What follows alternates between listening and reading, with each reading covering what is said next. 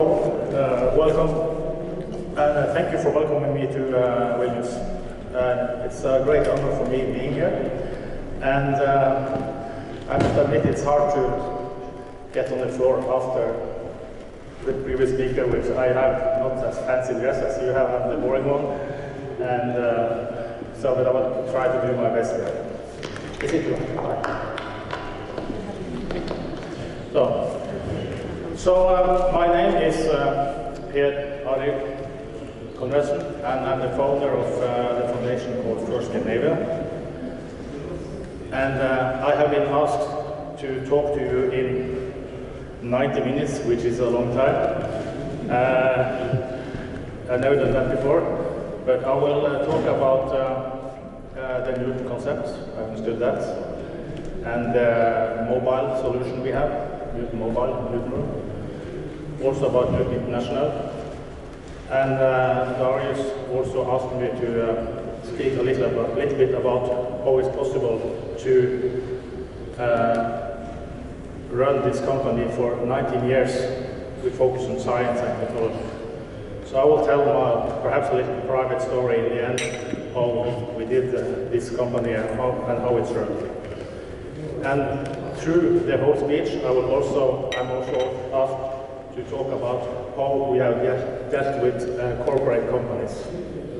Because in everything we do here, and the vision was to establish a close relation to corporate companies, because they also should be a part of the educational system, not decide what to teach, but perhaps help out, because the young kids that we are educating, they are going to be a part of many of these companies.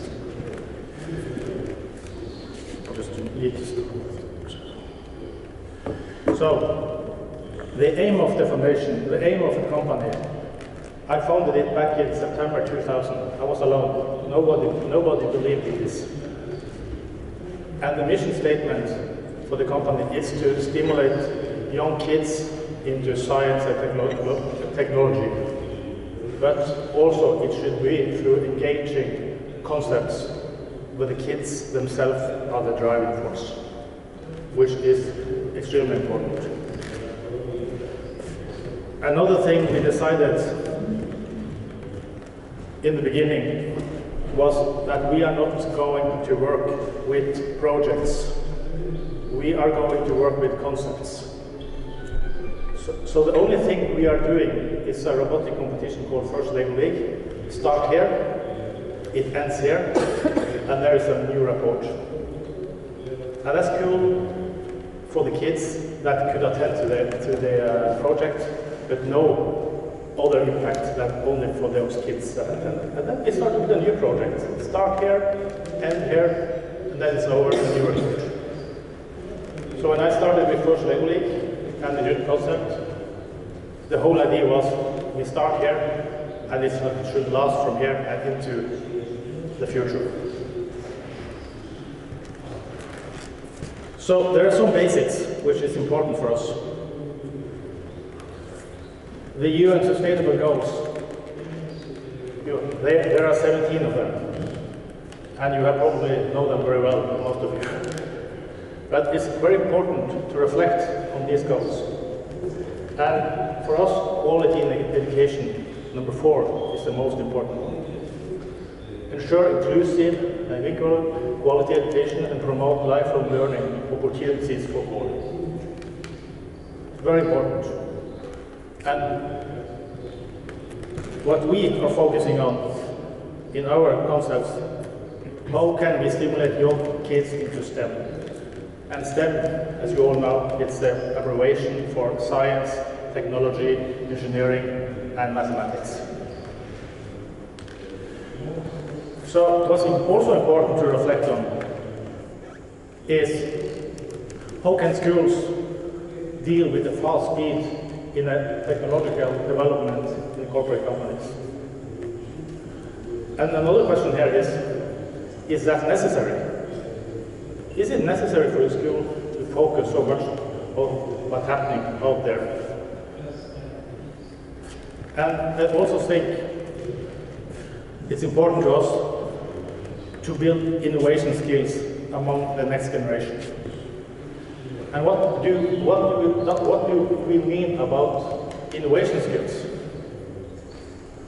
I think a short explanation could be, today in the classroom, the kids, they are taught by the teacher, and then they should reproduce the content in a written or oral test. That's not good enough. I think it's very important that kids could identify some challenges themselves, which is important, and then define their own questions, and then answer their own questions. That's innovation. Many teachers ask me, I'm not a teacher, I'm a civil engineer. Many teachers ask me, how can we deal with this in the classroom? What is innovation in the classroom? Innovation in the classroom is that kids should work with questions that no adult people knows the answer to. Then you start to talk about creativity, depth learning, and the kids, they get self-esteem and self-confidence because they are responsible for their own challenges and their own questions. But who are these kids? Who are these kids? In the first Lego League and the Newton concept, we want to have a connection between one of the paradoxes between theory and the practical learning, because the practical learning is a huge lack of practical learnings in the Norwegian school, at least, and we have realized these latest years that even in international schools, practical hands-on learning is something that's missing. And this picture is like it or not, but many of our kids, it's a click and drag generation. Many kids today, I think, close, not worldwide, are close to born with an iPad in their hands. And do we want that? Do we want that? We have a daughter, the youngest one, she's 19 now. And she can spend the whole day, but not the whole day, the afternoon in her room, alone, with a pen and with a snap, and is laughing, talking, playing music. There's no one there except for her. Where is the human interaction and reflection and meet your eyes and talk with real people? But this is something we have to deal with. Our kids, they are globally oriented, at least in Europe. They speak English, they see English on the television, many of the kids. They know a lot about the rest of the world. For me, coming from the northern part of Norway, Sweden was far away when I was young. That was going to a holiday in Sweden, that was really something. And they have a cell phone. They can find the information they need anytime and anywhere. And that's also something. Cell phone, it's glued to the hands. And if you have a question, they wondering of something, they find it immediately. But they don't talk to anyone, and they don't speak to anyone. They just are consumers of information. It's a lot of information. But they do never get the time to structure it, reflect on it. It's just like fast food. Where is Bhutan? Okay, let's go on Google Maps. Bhutan, yeah, serious, Bangladesh, India, okay, that's fine. And then go on. And which is also important for me and for us, it's a competition for the best talents. What does that mean? When we come to school, and there is, like it or not, there is the development of countries needs good brains and many competences, not only technological competences, but all competences. So it's not a competition between companies in the same branch. It's not only a competition between the IT companies. It's also a competition to keep the kids here in Vilnius. We really do want to have the kids here in Vilnius. We want to make a beautiful city, and we make them to live here, get the family here, and develop this city. So we need to do, you need to do, and I need to do something in my city to make the kids feel comfortable in my city. But it's also a competition between countries. It always is, because we can travel wherever we want, close to. So people can travel here and there, and suddenly they want to stay in India for 2 months, and that's okay. And for the US, or to the Emirates. And that's also perhaps okay. But we should know there is a competition between all these stoppers there. So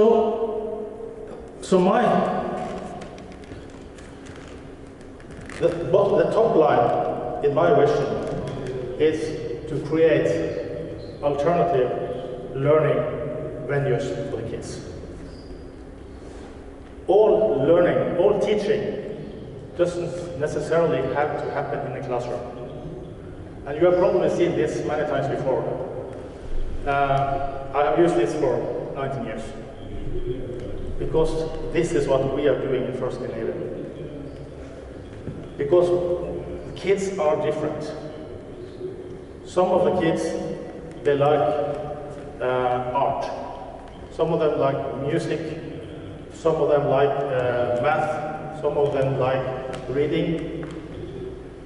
But if I'm the monkey and Darius here is a fish, and we are in the same classroom for 10 years, and all teaching that is done in that classroom for those 10 years, if you are good to climb, you will succeed. Because every subject, language, math, society, whatever, if you're a good climber, you will succeed. But what about Darius? He's a fish. He's not that good climbing. What about if we had a learning venue outside the school, outside the classroom, where it's important to be a good swimmer? So, before I start on the Newton presentation, you have probably seen this before also. We have something called 21st century skills, which is a slide, which is something that are showed on all conferences worldwide when it comes to education. But I like it very much, because this is about soft skills. It says nothing about being good in physics, mathematics. It says something to learn how to collaborate. Not collaborate me and you, but also collaborating between people that have other interests than you, speak another language than you, and even come from a different culture than you.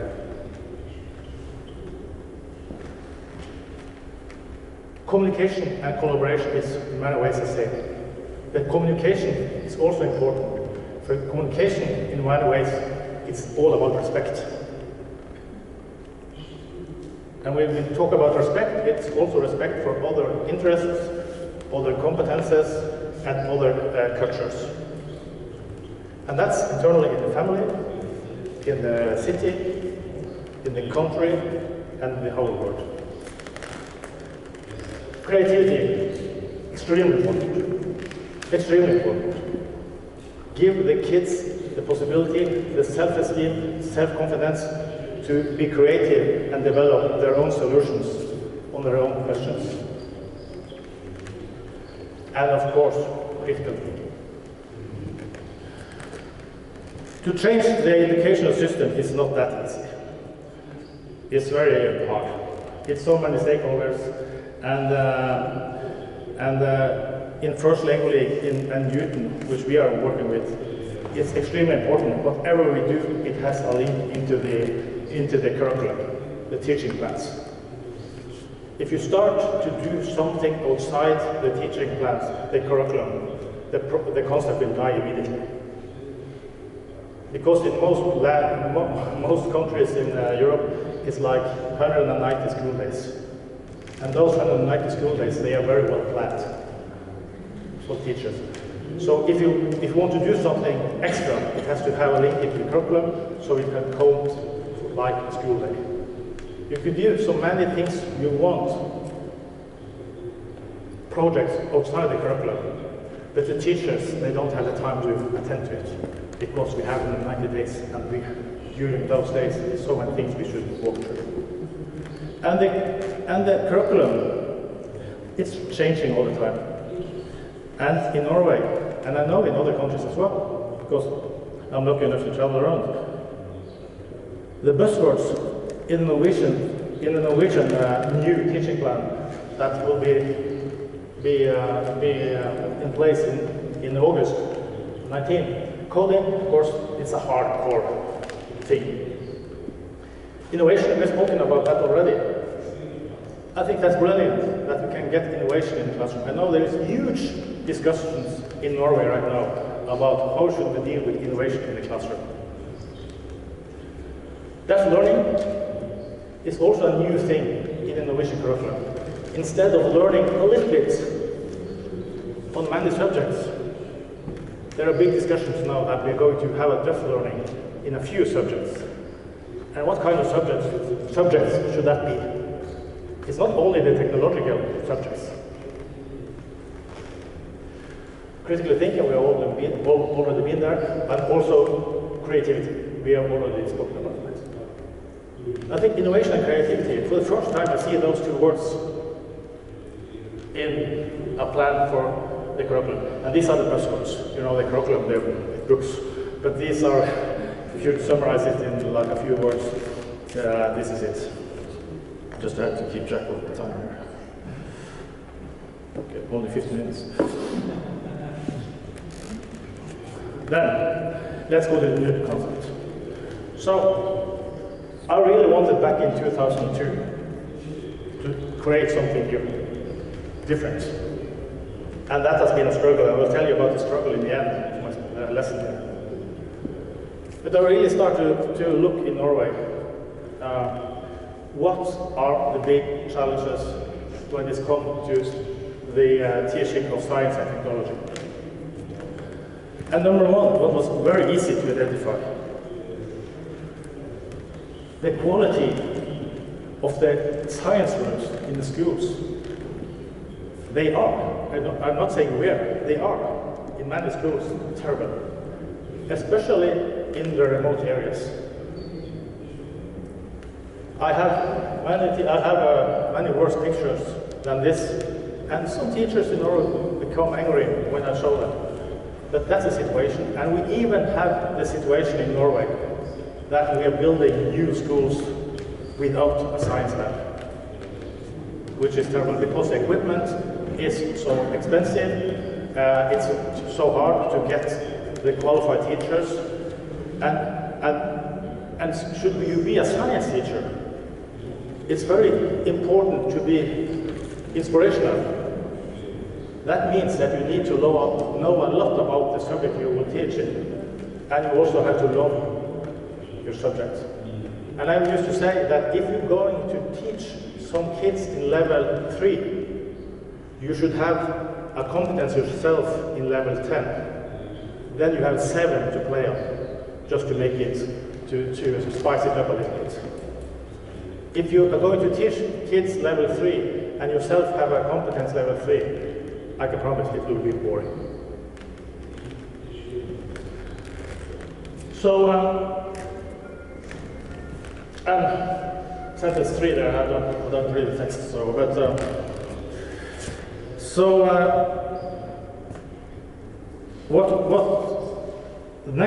what we experienced was as I mentioned briefly, I'm a civil engineer, I'm not a teacher.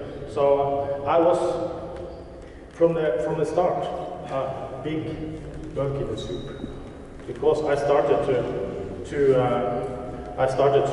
attend to teacher conferences, just to learn the language and be a part of the tribe.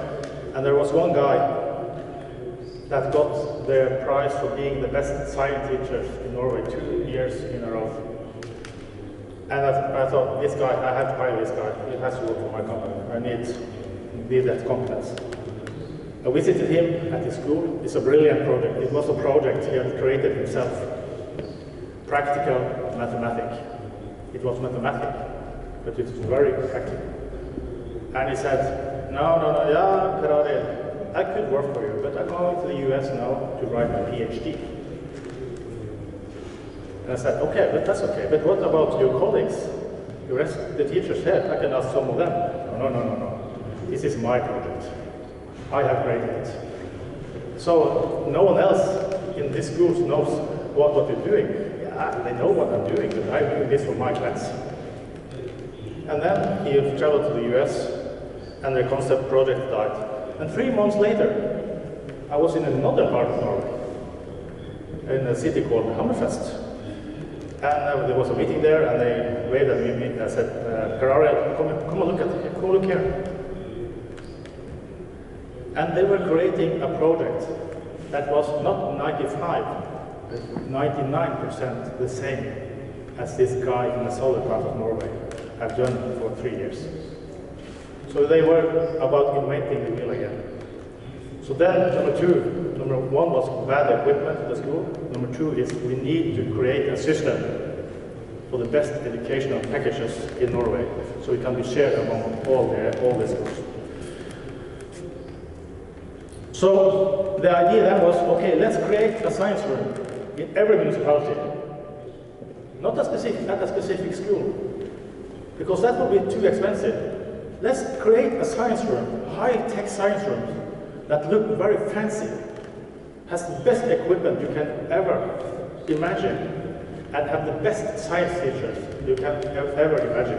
And everything that should be taught in that classroom should be linked into the curriculum and should be a part of the school system in that particular municipality. And let's call it a new room. And then the struggle began with the government and everyone, because what's the running model here? And the operational model here is that the Newton room should be a part of the school system in the municipality. So that the municipality, if they like the system, they should hire a teacher, they should pay for the teacher, they should pay for all running operational costs as it was a regular school classroom inside a normal school.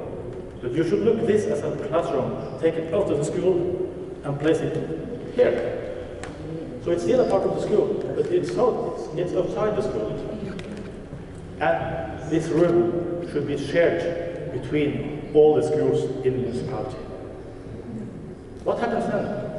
The equipment will be used every day. Every day. Instead of buying expensive equipment and place it at that school, the equipment will be used only in September and October, because then you come to that part of the curriculum. And 10 months it will not be used. But now it will be used every day and shared among all the schools. Who's going to pay for the equipment? Local corporate companies. I'll tell you more about that. That's my first point when it comes to relationship to corporate companies.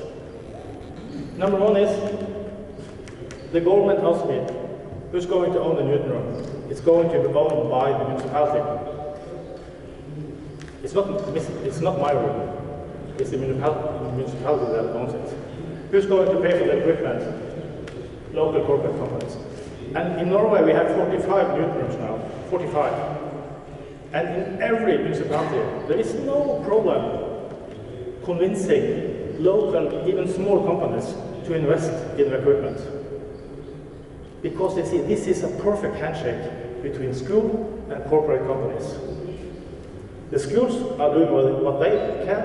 They can educate, teach. And the companies do what they can pay.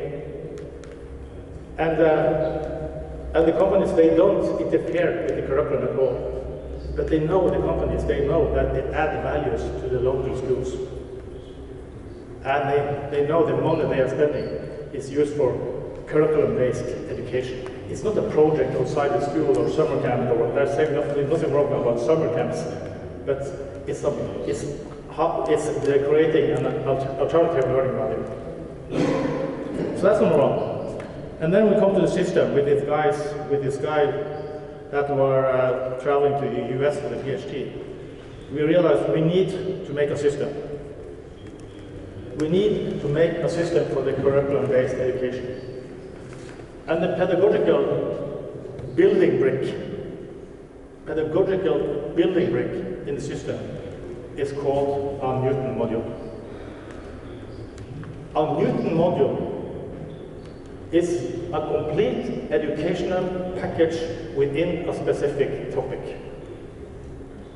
It could be renewable energy, it could be fossil fuels, it could be geology, it could be something within aquaculture, it could be something within aviation. But they are all written on the same template.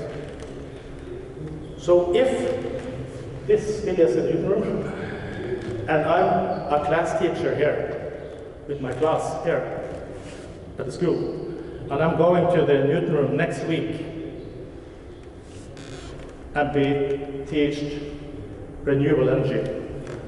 I, as a class teacher, I should do a preliminary work at school. I should teach the kids about what is renewable energy. Is water renewable energy? Is wind renewable energy? Waves, is that renewable energy? What about coal? What about oil? Reflect, ask questions. And also tell about the practical activities we should do in Newton next week. So then we go to the Newton room, there, and we will be met with a Newton teacher will meet us. That will be a teacher that is specially trained in Vilnius, at that school, at that Newton room, to educate in that specific Newton module. And it's only practical activities. It could be building windmills, we're pushing wind on the windmills, we have big fans, measuring the energy we get out of it. We'll learn about effect. What is effect? What's energy? Effect is energy per hour or per second. And then we don't have time to go into that. But we stay there for one day, and then we go back to school, and what did we learn in the Newton? Reflect on what we learned. And that could, for example, be those girls I met a few weeks ago. They were sitting there analyzing the numbers from, they have built a windmill, a big one, and they have been experimenting about the angle of the blades. Change the angle, put wind on, what happened with energy I got out of it. And then they increased the angle, oh, we got more energy out of it.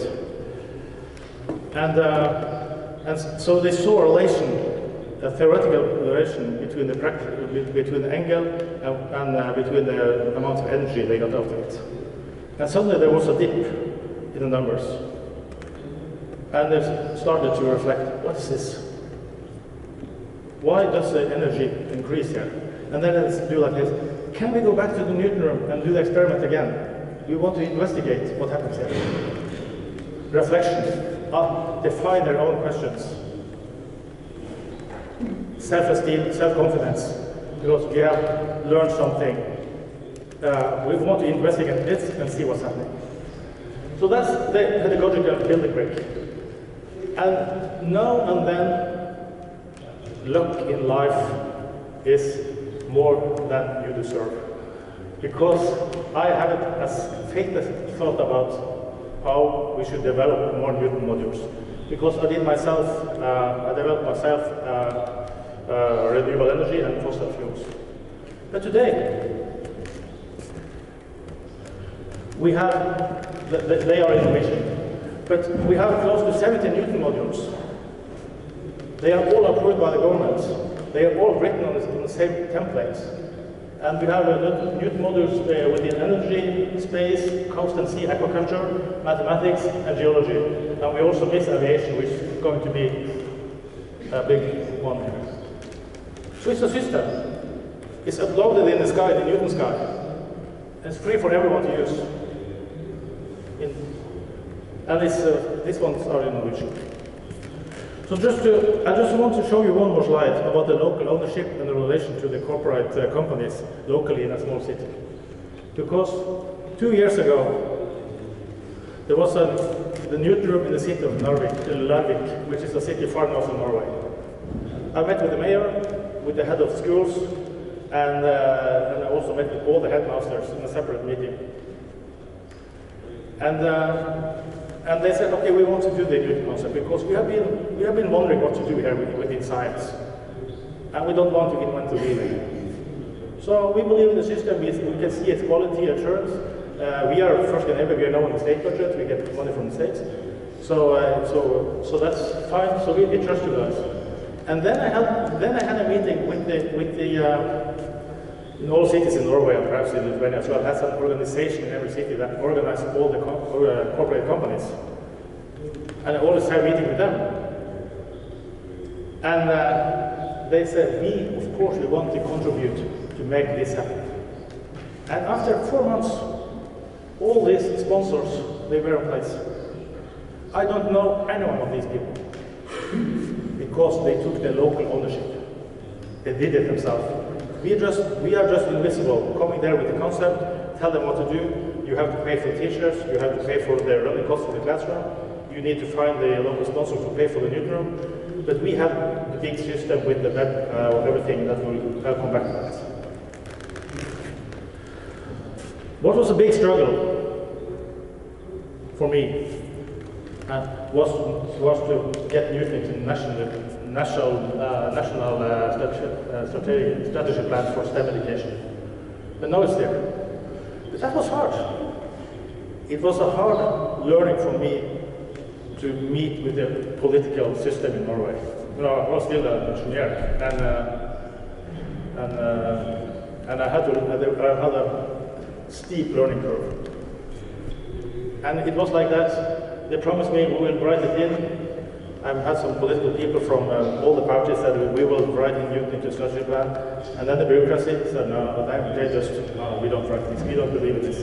And then they struck it out. So it took 2 years to get in there.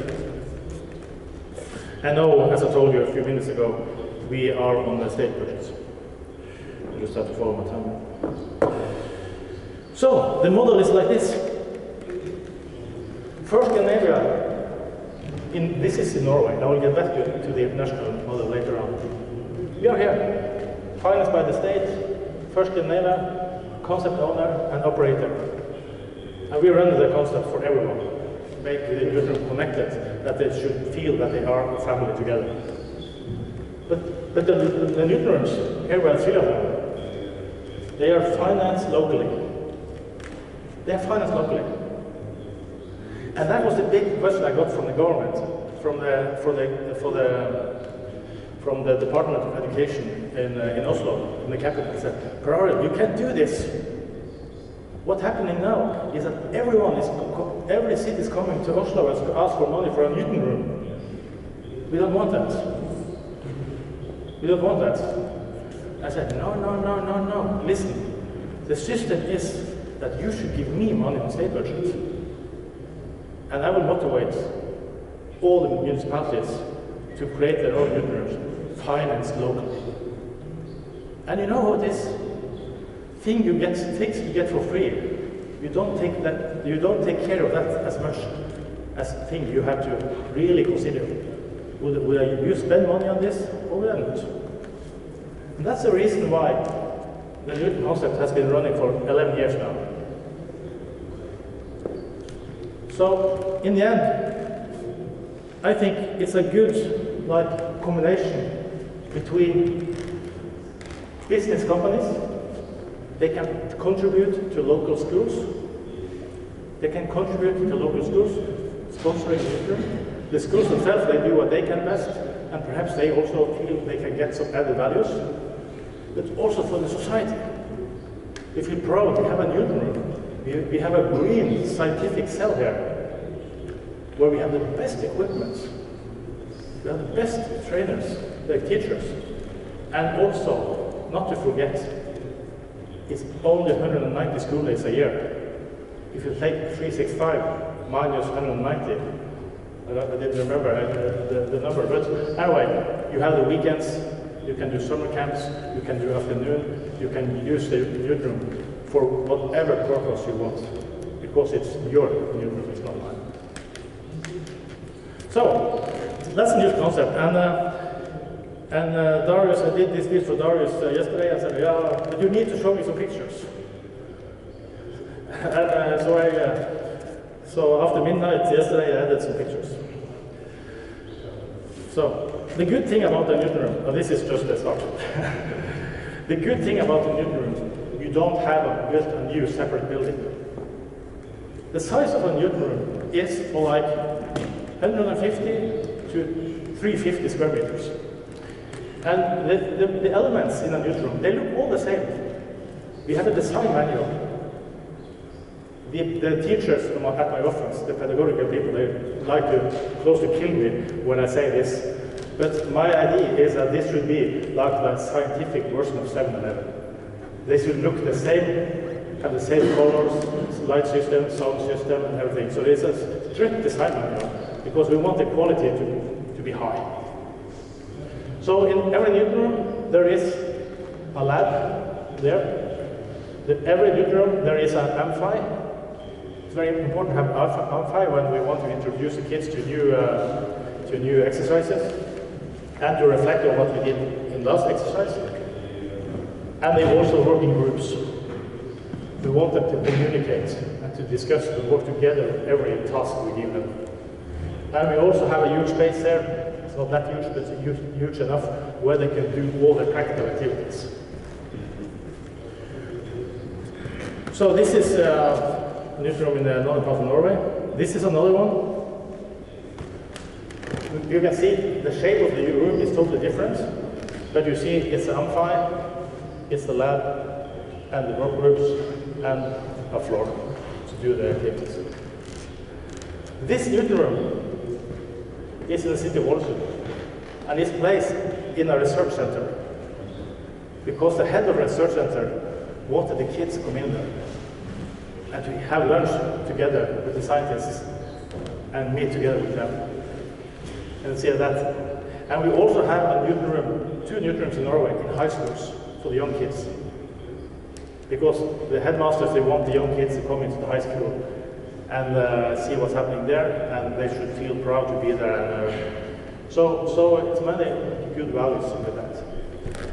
As you saw when I showed you all the modules a few slides ago, we had a lot of modules within energy. So we had some Newton rooms called energy rooms, and this is from a Newton room from a lab in a bit part of Norway, where they do experiments with energy. This is water power plants. They are measuring energy out of water, and they are experimenting of the size of the turbine, the size of the tubes, and they're experimenting with all the parameters you can and see what's happening with the numbers. We have also in Norway, aquaculture, the salmon, it's very important. So what happened? The industry came to me and asked me, Per-Arild, why don't you have any Newton rooms within aquaculture? You see, you have within energy, you have within a lot of other subjects. And I said, to be honest, I don't know anything about aquaculture. I don't know any people that know anything about aquaculture. And I said, okay, and this is also an example between the education and the corporate business, because they gave me all the money we needed to establish the first Newton room, and they also gave us all the money we needed to develop 7 Newton modules within aquaculture. And they were developed by 3 universities in Norway at the Faculty of Aquaculture. Because they got money for it, and it was a small battle with the university, because they wanted to change the system. The Newton module should be like this and that. No. The Newton module is like this. So you have to develop education package within aquaculture according to the system. So now I think we have 6 Newton rooms. And here's these pictures are for the smallest Newton room we have in Norway. It's in a small municipality only 3,000 inhabitants. Only 3,000. And they use it from kindergarten to high school. It's because there are not so many people. But still they have the lab, they have the blue color, they have everything. We always use glass doors so they can see the equipment. That's inspirational. Another lab, bigger lab. And this Newton room is in the city of Stavanger. This Newton room is placed into a science center. In a science center. And the municipality pay for the teacher, and the kids, they can also interact with the science center, which is something different than in the This is another one. And what was a good thing is when the municipality decides that we're going to have a Newton room, they said, okay, we are ready. The finances locally are in place. The municipality, they have approved the whole system. We want a Newton room. Then they come to us. We press a red button or a blue button, and everything is transported to them within 10 to 6 weeks. Because we order the chairs, everything is done by us. So I send my people down there. And we build up the Newton room. We have done it so many times. And we deliver the Newton room to the mayor. So here's the key. The equipment is in place. The teacher are trained. You can start tomorrow. Here's the website. The website is okay. Here's the modules in your website, the registration system, and everything that should be in the web system is okay. So it's an easy fix. You don't have to do anything yourself. We deliver the room. And I will tell you how that is done internationally later. Yeah, just a few more pictures and about how it is. This is a small invention. That's it. No, it's not an invention.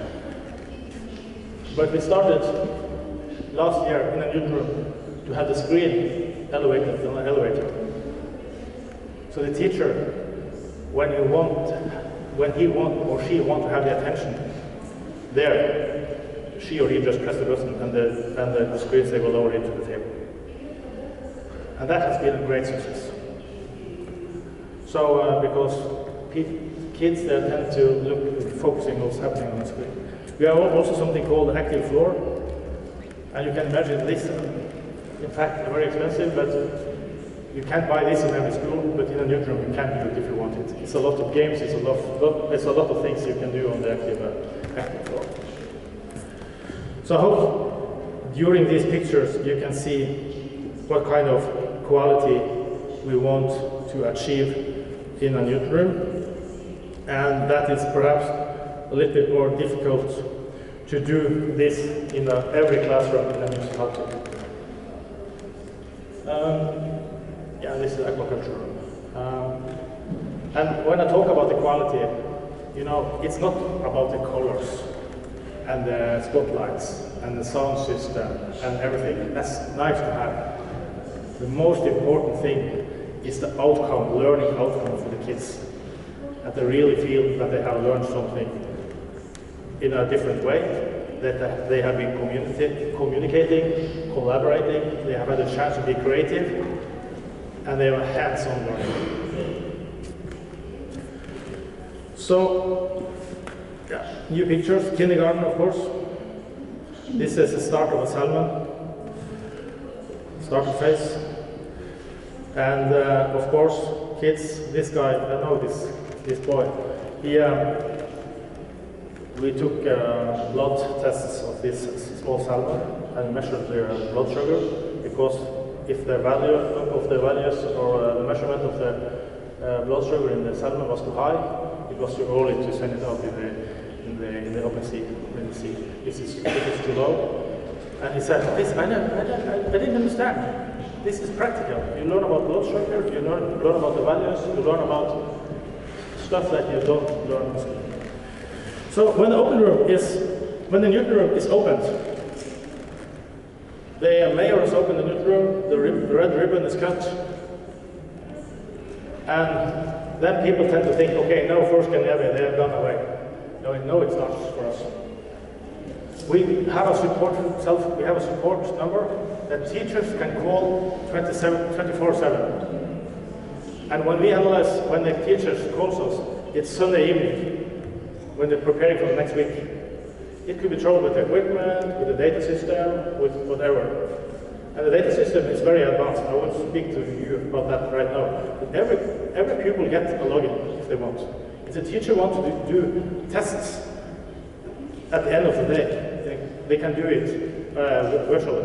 And the teacher can go back home and correct all the tests for all pupils on the web.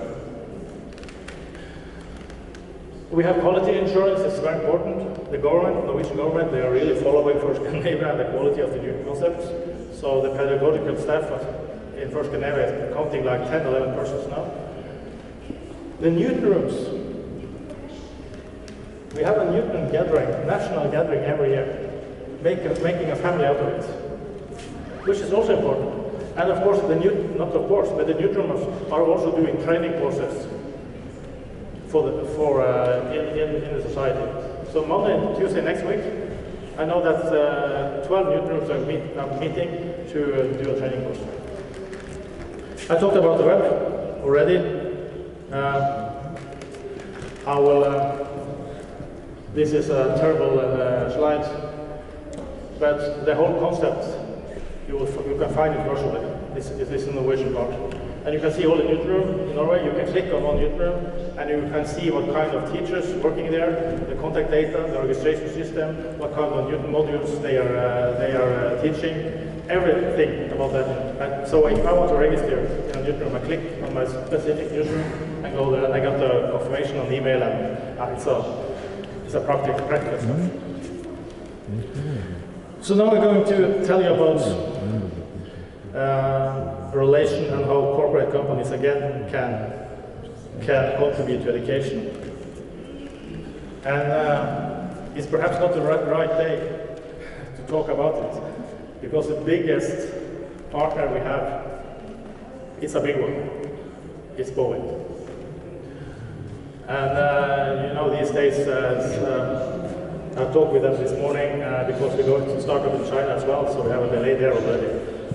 But we met, and this is a good story in many ways, how it can be, how to be patient. I met with Boeing back in 2012 by coincidence. It was a pure coincidence.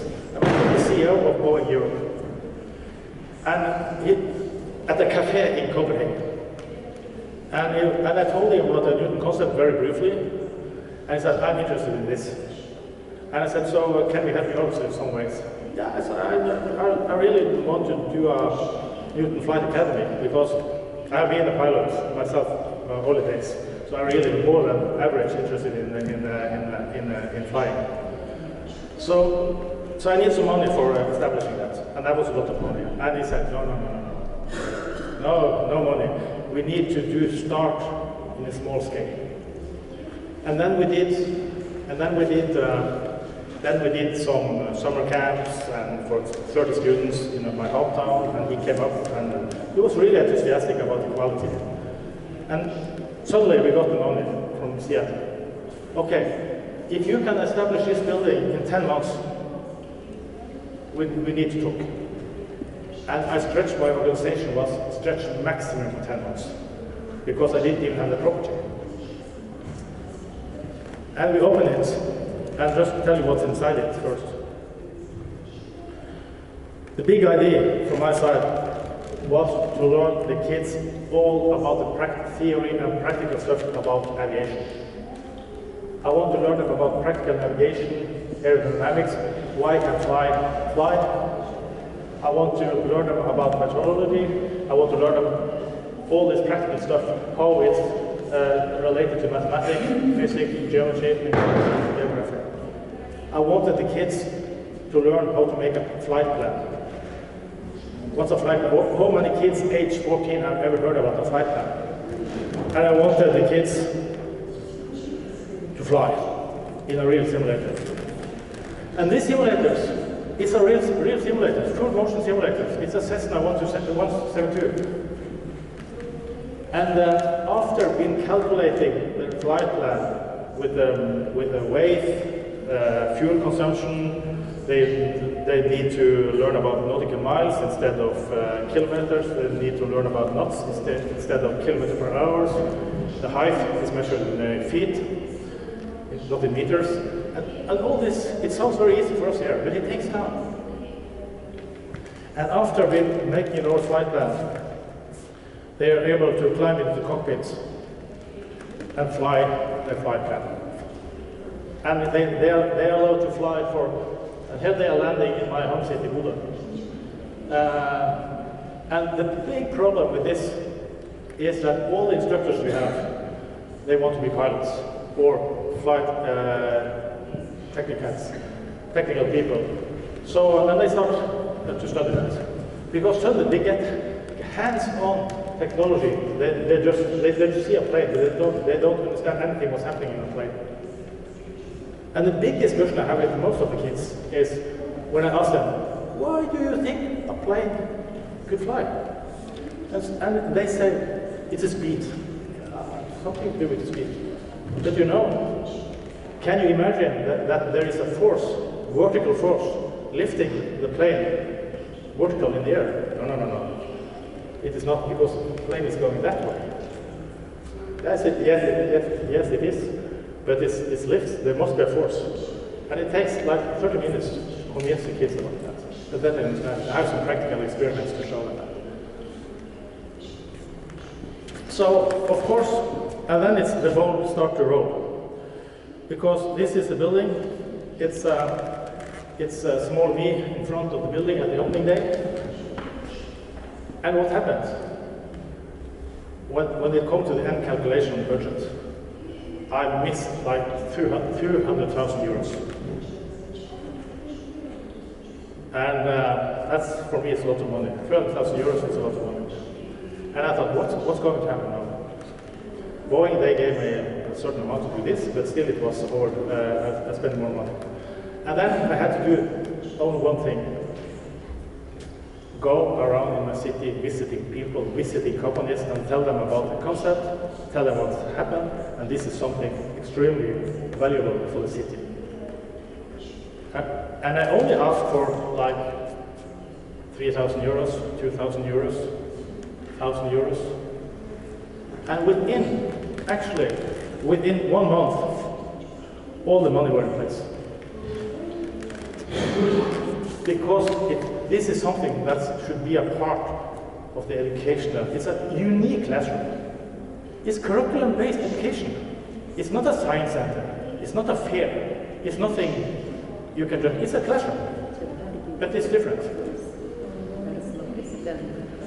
So these are the sponsors. I think it's 33 sponsors. And you have to take care of them. And of course I invited all of them to learn to fly, and we have some whatever. And of course, all these diplomas, I had to walk around one by one and thank them gratefully, giving me one. So these diplomas, took me 1 week to do, but it's respect. It's not an email. You meet with people, you meet their eyes, and they can see that I believe in it, and they believe in me, and this is going to happen. You will never create anything by writing emails. Never. You can send an application and you have the best project in the world, and I send you an application for 2,000 euros. Who's this guy? That looks good. I don't know him. I can go into the bank and just give him 2,000 euros. It's all about relationship, meeting with people, talking to people, and trust people. It's not mechanical. It's about human relations.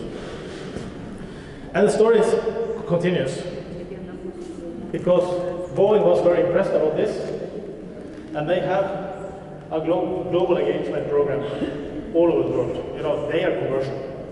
Their mission in the world, in life, is to sell planes. But what happens in every country, where they sell planes, they have a social responsibility. That means they have to give something back to the society. In China, in the Emirates, in Qatar, Turkey, and lots of other countries. So just to show you, it's a little bit bragging in this, so kill me if you think it's too much bragging. But what happened it started with a small meeting at a cafe in Copenhagen, coincidentally, with the CEO. And suddenly, the CEO in Boeing, Mr. Dennis Mullberg, he gave us not $5 million, but $10 million. Because wherever to do a project, in pan-European projects, and $10 million is a lot of money. Because they wanted us to make Newton rooms, flight academies in these countries. And that's going to happen during the next coming years. And they also gave some money to develop a Newton module within sustainable biofuel. So you can see corporate companies, they can contribute in many ways, also paying for the occasional packages, as long as they know they are quality assured. So, then we come to Newton International. Then we was invited the Newton.com website. It's Boeing again. They said, Per-Arild, you have to do this. Norway is a tiny, tiny country. It's so far out. You need to, this is a approved concept. You need to do something abroad. And it started all with that we opened, they forced Boeing, they close to forced us to open a Newton room in Copenhagen. I said, no, I can't go to Copenhagen. I don't know the Danish curriculum. I don't know the Danish school system. I don't know the Danish this and Danish that. I cannot go to Denmark. Okay, they are close to us, close the same language. I said, yes, you have. If you want to stay with us, this was before the 10 millions. And we opened a Newton room. This is Christina Antorini, the Minister of Education in Denmark. And she said, okay, this is something different. It's a system. You are not telling us what to do or what not to do. Because this has to be adapted to the Danish curriculum. We can make your own Danish footprint on it, so we can see the system. There is a system we can connect to if we want, and we are part of something bigger. So now, it's like this. First Scandinavia is the concept owner, and we give a lot of services to the other countries. I will talk about that now. Scotland is not here, but in every country we need an operational partner, an organization that could be responsible for the Newton rooms in that country. If we suddenly got like 5 Newton rooms in Lithuania, we cannot give support to Newton rooms in Lithuania. We don't know the school system, we don't know the curriculum, we don't know close to anything about the school system in Lithuania. So what we need in Lithuania is an operational partner, perhaps a governmental body or an official organization that we can deal with. So this is the operational part. We don't have anything in Italy, but just to have that said. This is the operational partner that could be in Scotland, Highlands and Highland Skills Academy. They are responsible for all the Newton rooms. So we don't see all the Newton rooms in Italy, but because they are operating them, but we see them. So we only have a relationship to that operational partner. And these are the containers. I will tell you more about them in a few minutes. So what happened then? Suddenly Scotland, the government, educational government in Scotland, it took me 2 years and a lot of traveling from the back. They approved the system. This is perfect, especially for the northern part of Scotland, the Inverness, Highlands and Islands. We have many small cities, we have some problems with some kids, we have some really bad schools, few pupils. This can not be good for the kids, but it's also good for attracting better teachers. So we got an order on 5 Newton rooms, and the first one is opening actually in 14 days, this one. So this one, and you see it looks the same as Norway, the colors, the lab, and everything. And on the web page, we will have you go on newtonroom.com. You just click on Scotland, then come to Scotland, and you see the rooms in Scotland, in Scottish, of course. So the goal here is that we want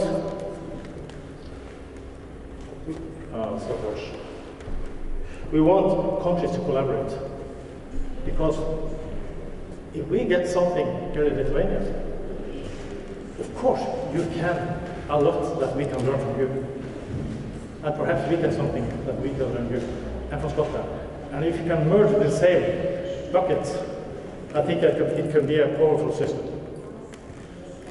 And remember, this is early phase. So we used so many years now just to secure the structure and the quality in it. But also, internationally, we have conferences. This conference was in November 2018. 12 countries showed up. Only 2 countries have youth rooms, Denmark and Scotland, and Norway. But all these other countries, Lithuania was represented here as well. They wanted to be a part of something. When a system is created, the only thing I have to do from Lithuania or from Belgium or Netherlands is to make it my project, following, of course, the guidelines for the concept. And even in China now, we need to do it in Chinese. So again, I have told you this many times already. Why invent the wheel again and again and again? And this is what happened in Norway in the beginning. No, I want to listen to your project. We have to listen.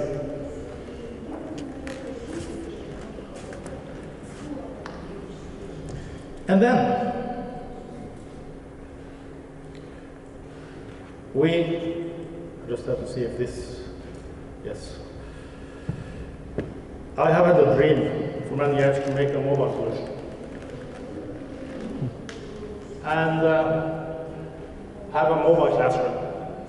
We have tried a few times. No, we haven't tried. I've been looking at many concepts in Europe, and they fail. They fail because the classroom are placed on a container. And if you can, no, not truck. So if you have a truck that should stand as still in a local place for 1 week, that's terrible. The truck should have a production. It shouldn't stand still. That means they are so wide on the truck. We expand them to this, and we have 2 containers together, so we get a classroom, 70 square meters. But we load it off the container and get rid of the truck. We just buy the transportation. Not only that, we train the teachers locally to be in the container. Local ownership again. You know, if you have just a random coming a teacher from specialist from Palanga or Klaipeda or whatever, coming here for 1 week and then back again. That's not the same as it's a teacher that belongs to Vilnius. So the local ownership again, feel that it's mine. I'll show you the short movie. I don't think there is any sound on it, and that's good. You can see how it works. The first one will be finished in 6 weeks and transported to the Netherlands. So I just show you that it can be transported by ship, the classroom. It can be ship again, train, and of course the truck. I think the truck will be the most common one. We come to a school, to the municipality, and it works exactly like this. Exactly like this. It takes like 30 minutes to mount it. And we just connect the water and electricity, and it looks like this inside. We have used 7 months and a big battle with the manufacturer because we want the sound system, the light system, and everything in a real youth room. It should look like a classroom youth room. So we have the lab, we have the Amfi, we have the workstations, and whatever. And this is from a normal youth room. But the whole idea, the optimal number of students here is 16. But as long as it's related to a school, it can be And we also have flight simulators in this, but not full motion, smaller flight panels. And when they have been there, not for a week or two, but perhaps 10 weeks, we move it away and transport it to the next city, to the next school, to the next place. And that means people, kids, that not normally are allowed to get their hands on advanced technology and to do what we do in the Newton concept, they can get a taste of it. And perhaps it also can be a marketing tool for establishing a Newton room, a permanent Newton room there. And we're also producing another one here for a bank. A bank bought this. The bank bought these two containers to us because they want to do something, social responsibility programs. And that's also an example where companies pay for curriculum-based education. They look like this.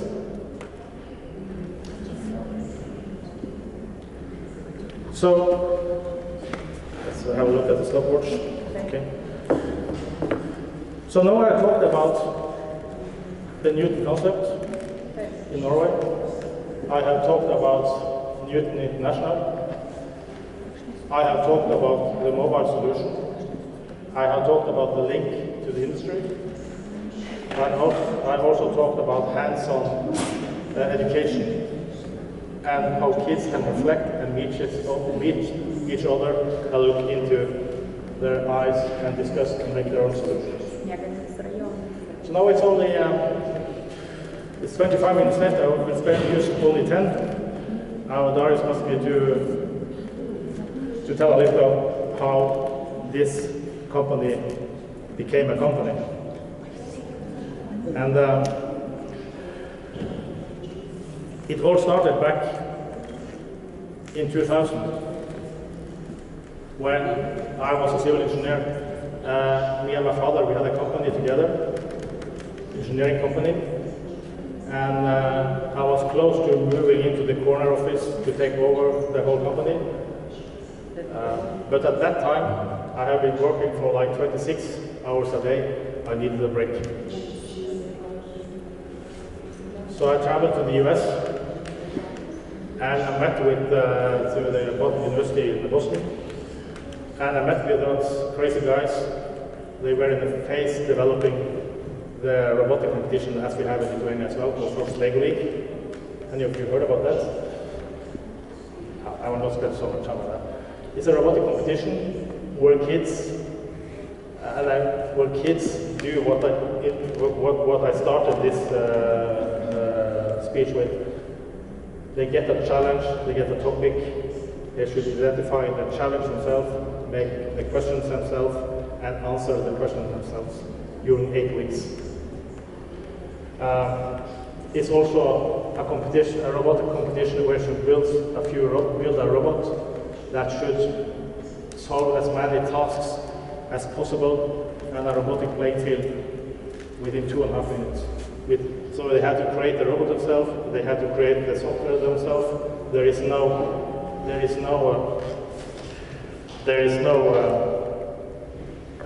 user manuals. It's all about they have to discuss and do the whole thing themselves. Today, the First Lego League has become the world's innovation. Forgot to translate it. It's the biggest. It's the biggest competition in the world. We are operating it in 106 countries. Not me. We are operating in Norway, Sweden, Denmark. But I'm on the board, the chairman of the board of the whole thing. And last year we had 42,000 First Lego League teams worldwide in 106 countries. And it's 60,000 in total. And the cool thing about this, that we have, it's a long story, but we also meet internationally. And 4 years ago, the world final in First Lego League was between an Israeli and a Lebanese team. No problem at all. High five, and they wished each other good luck. They spoke together for 10 minutes before the match. And of course, it touches your heart. Because it's not only about the technology, it's about people meet other cultures. So, but when I came back in Scandinavia, we do this in 52 cities. So when I came back from Norway, from the US, I said, I will do this. I want to, I've had something different, because I was a hardcore engineer in a hardcore business, mechanical business, and it was all about earning money. That's good. But I've had like another new project. I have to go to court like twice a year, because there were always some discussions in the projects. And I said to my father, I quit. I don't want to do this. And he asked me, okay, what are you going to do? I'm going to start with the first Lego league. And he said, I really think you're going to do business with those Lego robots? I don't know yet. I had a plastic bag with 6 plastic slides, and but there was one thing, I believed in it. I really stretched hard to get this, and it was like this. I felt that I really had to do this. I really had to do this, because it will follow me the rest of my life if I don't do this now. And the second thing is like this. When you decide to do something, do it. There is no try. You ask some people can you do this for me? Yes, I will try. No, do it. Because if you say you will try, you think you have an exit. So I realized, okay, there is no exit here. Because what happened when I said to my father, we're going to I quit and start with this, I thought I have a fallback to the company. But then we decided to sell the whole company, so then we sold it. And then I was alone, flying like this. And the third point I will underline before I go further on is, because this is important. People are talking about disruption. Disrupt existing product, disrupt this, disrupt that. But what about disrupt yourself? Take your brain and twist it 90 degrees to the right and be another version of yourself. And swim in another direction. I was 37, I'm 55 now, so I'm 55 minus 19.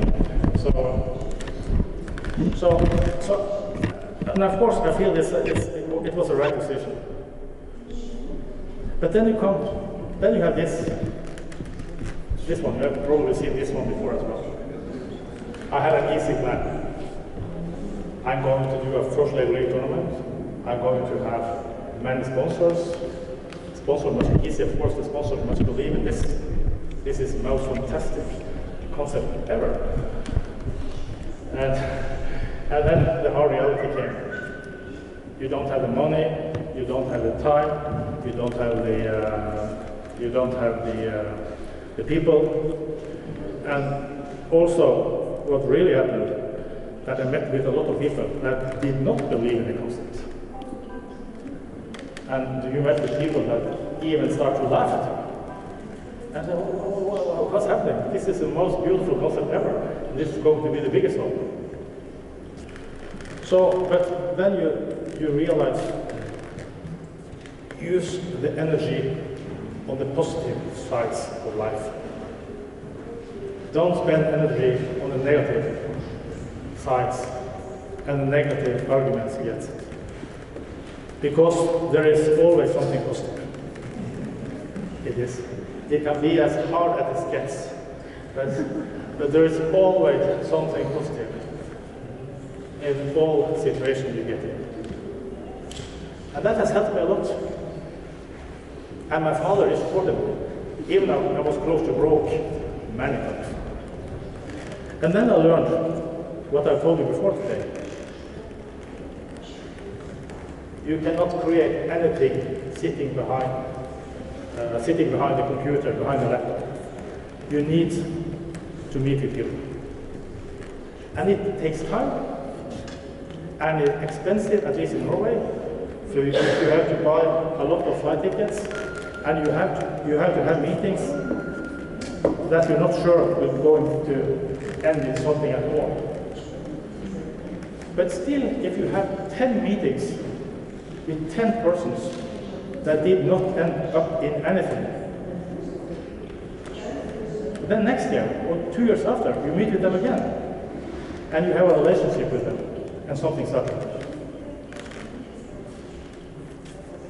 And people are so impatient so many times. You need to believe in the people, and you need to believe in the network. And next slide, they have to change it. I didn't like it, but my graphical people have changed this one. But, I say, it's like you told me, the brain is important, but most important is the heart. But the most important of that again is the collaboration between the brain and the heart. You need to believe in what you're doing. And you have to feel hardcore of what you're doing. But you also need the brain to structure it, so you don't become crazy and you go totally wild.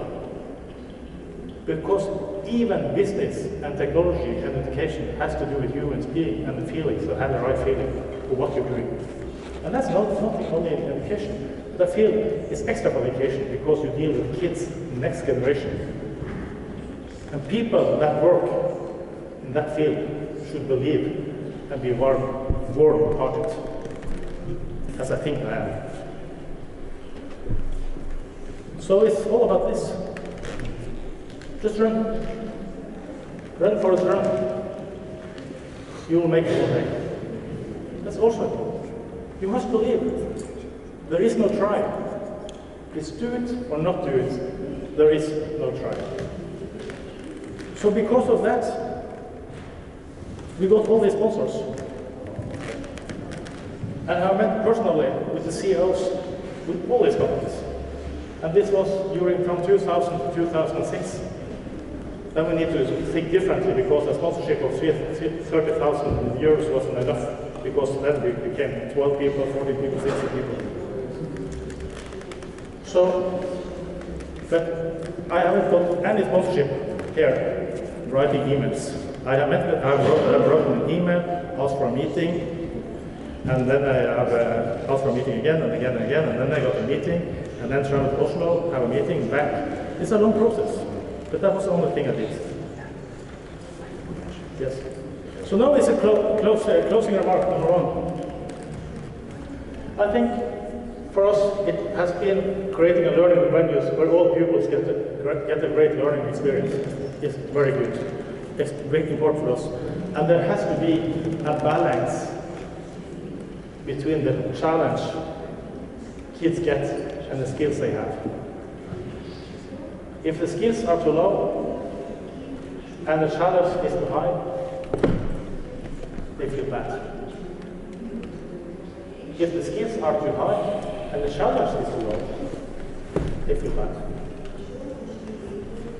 But if you can be able to find a mixed combination or have a concept where it's easy to find this mixed combination between challenge and skills, as we have in Forslegonet and the new concept, we will be in the blue zone. And collaborate. I think it's important to include the education ecosystem.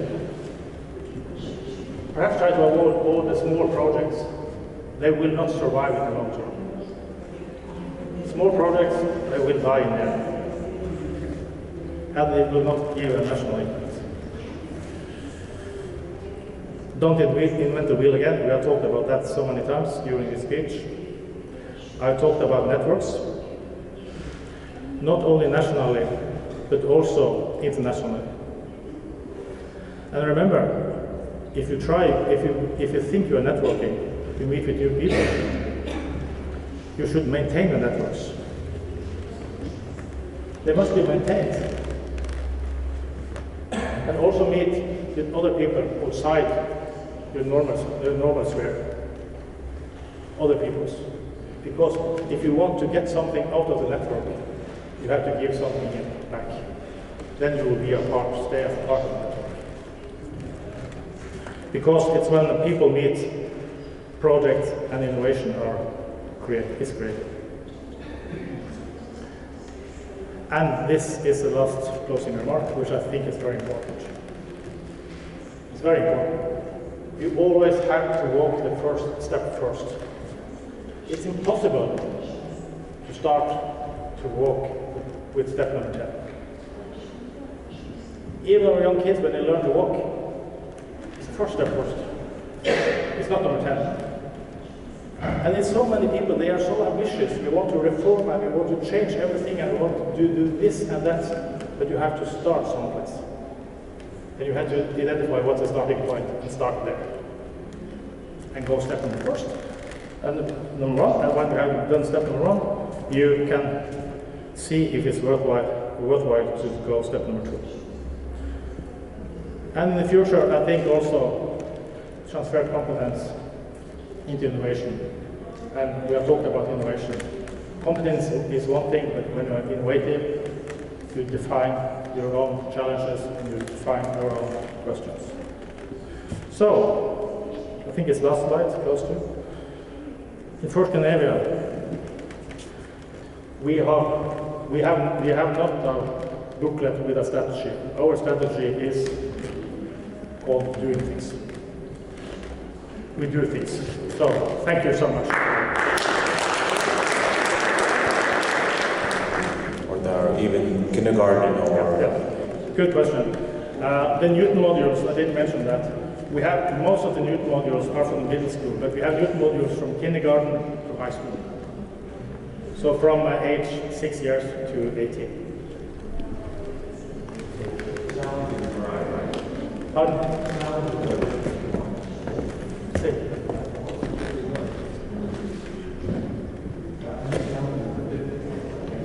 Yeah, they are. Absolutely.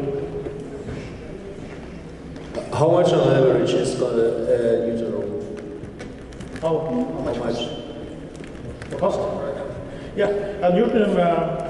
How much is the container? The container is more expensive. The Newton room is in Norway when we established. A normal Newton room in Norway now is 300,000 euros. I show you the Newton room from the city of Ålesund, where they developed the elevators and the active floor, 500,000 euros. And the double container is 600,000 euros. Very expensive actually, because it's not. So that's a reason why we need private companies to buy the containers. Because no municipalities have no chance and no money to buy the containers. They are too expensive. But the bank, I show you the bank container, that's the bank bought it because we want to do something good for the society. And you guys have to operate it. And if there would be a container area in Lithuania, it should be the National Operation Department for Lithuania that should operate it.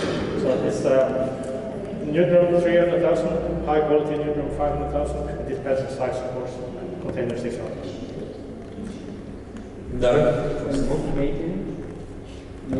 Maintenance? Yeah, that's part of my strategy, doing things. We are not in the, we haven't developed that right now. I think it's going to be, perhaps it's going to, for Lithuania, it's going to be, you can lease it. Because we realize no one wants to own a container. So I think it will end up in Norway, and also in Denmark. At first in Scandinavia, we have to own it, and we have to be responsible for the maintenance also, as part of the leasing. I have a simple question. Thank you for your presentation.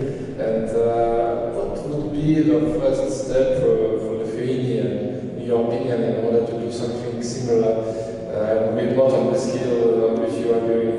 Thank you. I think the first step, there are two possible first steps.